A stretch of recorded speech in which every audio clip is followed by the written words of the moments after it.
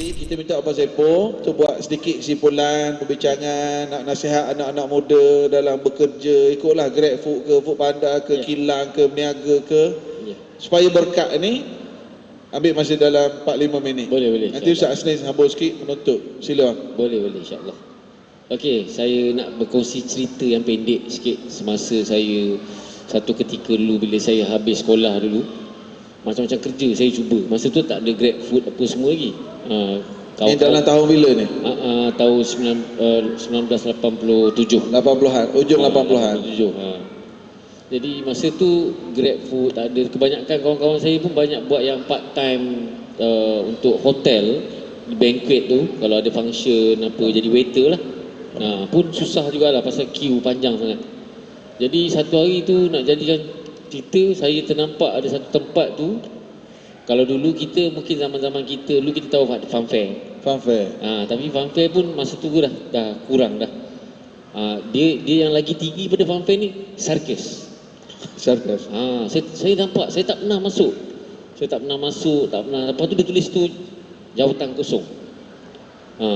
Jadi saya fikir tak apalah, boleh lah. Ini cantik ni kan. Ni mesti kerja halal. Takkan dia suruh saya mencuri ke apa kat situ kan. Jadi saya pun pergi tanya, jumpa tokek tu.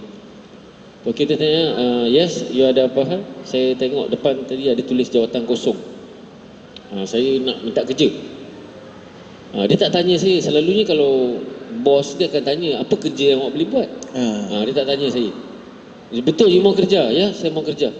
Janji kerja halal, tak ada tipu orang, tak ada buat benda salah. Saya bilang, tak ada. Ini sarkas, dia cakap.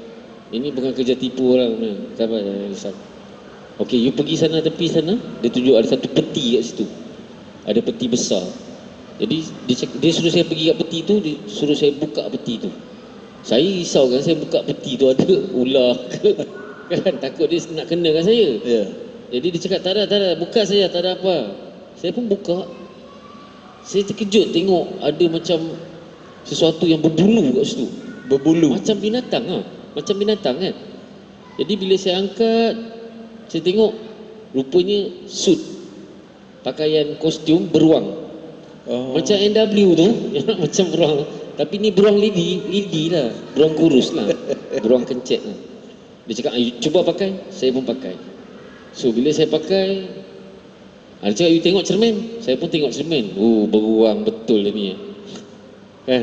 Lepas tu dia cakap, cuba you tahu ke beruang macam mana? Adik-adik tahu tak bunyi beruang macam mana? Macam mana? Sebelum cicak main, beruang main dulu. Sebelum cicak, beruang dulu. Jadi bila saya buat tu, bagus. Dia cakap, okey. Sekarang show sudah mau start. You cepat-cepat, nanti saya di sana ada satu pintu sebelah kanan. You tunggu situ, naik basikal. Naik basikal. Buka saja gate, you pusing.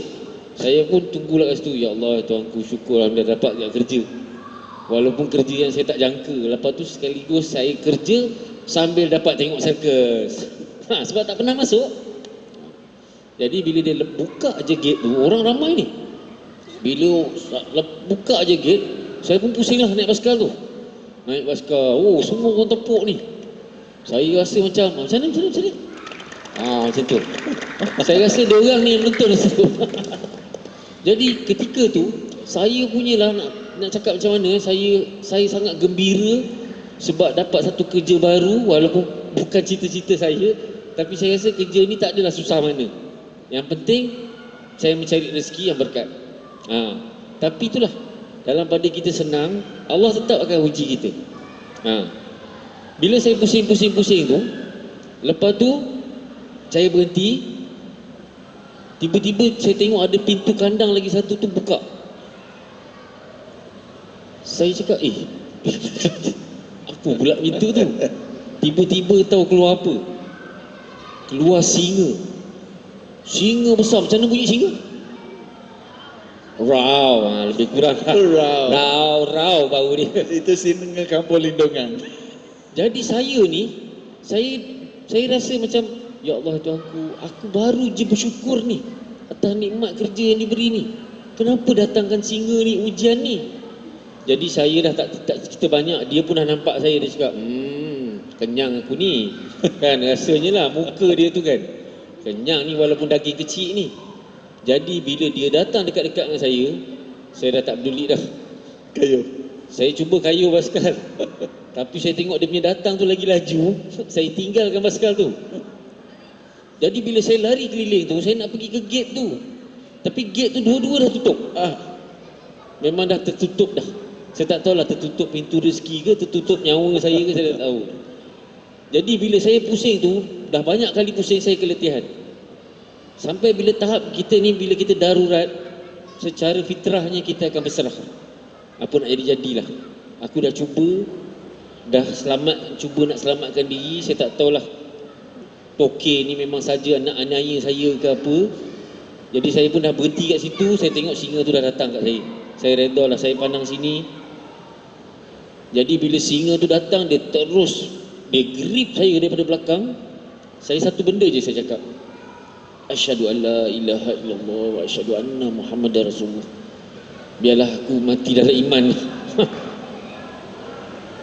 Tiba-tiba saya dengar satu suara, bisikan, relax lah, jangan risau, aku pun macam kau juga. Jadi kesimpulan dekat sini, itulah dia berkat bila kita baik sangka, berserah. Semua ketentuan Allah, dia dah tentukan kita. Yang penting kita kena baik sangka, buat imah baik ke, buruk ke. Dan saya tertarik tadi dengan apa yang Ustaz cakap bila tentang terima kasih. Cara kita berterima kasih secara tak langsung dapat juga memberkati rezeki kita. Bayangkan ada seorang jutawan yang bagi kita 2 juta ringgit. Tiba-tiba datang bagi kita 2 juta. Yang pertama sekali kita akan bersyukur. Bersyukur Allah, syukur Alhamdulillah. Tapi kita akan bertanya pada diri kita, kenapa dia bagi saya? 2 juta ni kenapa dia bagi saya? Ini bukan macam jutawan fakir. Lupa duit 2 juta. Ini orang bagi. Jadi first kali kita akan bersyukur, syukur Alhamdulillah, dan kita akan berterima kasih kepada orang yang bagi tu. Dan pastinya selalunya kebiasaan lah, kalau orang bagi mesti ada sebab. Biasanya lah. Jadi bila ditanya apakah sebab dia bagi saya 2 juta, dia pun cakap, bayangkanlah analogi ni, dia cakap aku bagi kau 2 juta ni sebab aku nak 2 biji mata kamu. Rasa-rasa kita nak bagi tak? Kita takkan bagi. Sebab kita tahu nilai mata kita lebih pada 2 juta ringgit. Dan lagi satu, bila dia ambil mata kita, dia bagi kita 2 juta, macam mana nak kira? Dah tak nampak? Macam mana nak menikmati tu 2 juta tu, keindahan indera mata kita ni 2 juta tu. Jadi kesimpulan yang saya boleh cakap kat sini, daripada kita lahir, Allah bagi kita 2 biji mata percuma. Bagaimana kita berterima kasih? Jadi selalulah kita jangan bila kita melihat sesuatu, janganlah kita sentiasa melihat ke depan semata-mata. Kita jenguk juga kat belakang untuk merujuk khilaf kita. Dan bila kita mendongak, kita akan tengok semua benda yang elok je. Dan kita akan rasa serba-serbi tak cukup. Kenapa dia ada ni, kenapa dia elok, kenapa semua dia ada. Kita akan rasa serba-serbi tak cukup. Tapi bila kita tunduk ke bawah, kita akan tengok orang yang lebih susah, yang orang yang lebih tidak bernasib baik. Di situ akan timbul kesyukuran dalam diri kita. Kalau kita tak dapat apa yang kita suka, belajar untuk suka apa yang kita dah dapat. Allahu Akbar. Sentiasa bersyukur.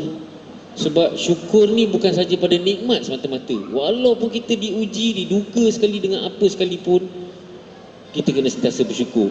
Dan menyentuh apa yang Ustaz cakap tentang sifat sombong ni. Kita dijadikan daripada tanah. Sifat kita dijadikan daripada tanah. Kenapa perlu melangit? Tak payah kita melangit, kita menanah aja. Sebab kalau kita cerita pasal sombong ni, iblis tu sendiri dihalau dari syurga kerana sifat sombong. Manusia belum masuk syurga dah sombong. Jadi jangan kita sombong. Dengan merendahkan orang tak bermakna kita lebih tinggi. Dengan memburukkan seseorang tak bermakna kita lebih elok.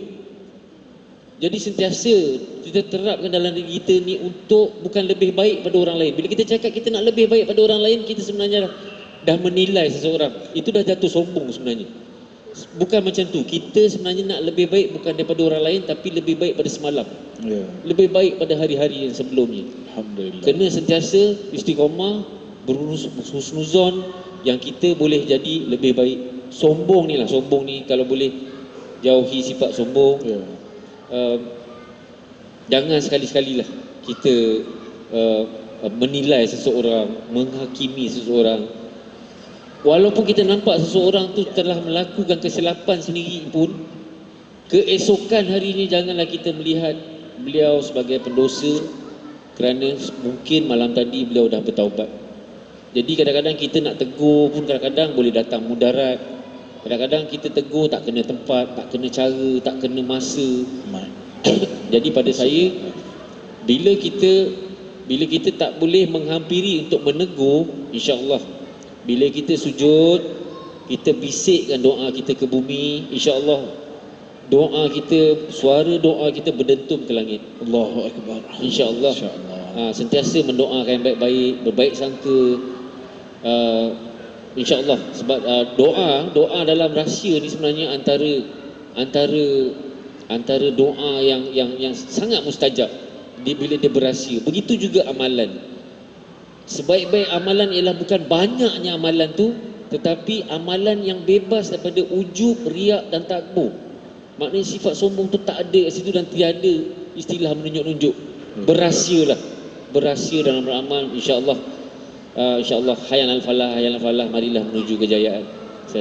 Alhamdulillah. Wallahu a'lam.